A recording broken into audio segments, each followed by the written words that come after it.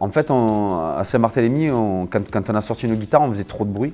Alors je ne sais plus comment on s'est retrouvé à aller frapper à la porte du centre social Saint-Gabriel, mais ils nous ont ouvert les portes et ils nous ont laissé faire du bruit.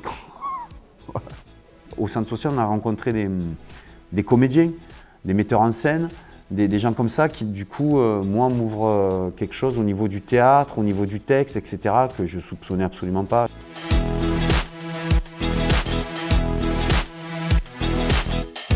J'ai fait tout un tas de trucs en fait qui n'étaient pas forcément liés à la pratique musicale, qui m'ont vachement servi pour après. Je crois même que le Centre social Saint-Gabriel, ça a été une préparation à ce que j'allais être plus tard, mais sans le savoir, c'est ça qui est fou.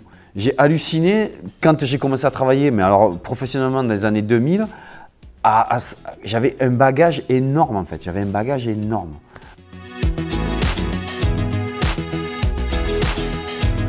Ça m'a apporté, c'est vraiment une idée de l'ailleurs en fait. De voir des gens qui n'habitent pas forcément dans le quartier, ça donne une idée quand même d'une mobilité possible. Le truc, c'est de savoir que les choses sont possibles dans un centre social. C'est ça qu'il y a de fou. C'est que même si tu ne le fais pas, rien que de savoir que ça aurait été possible, c'est déjà énorme.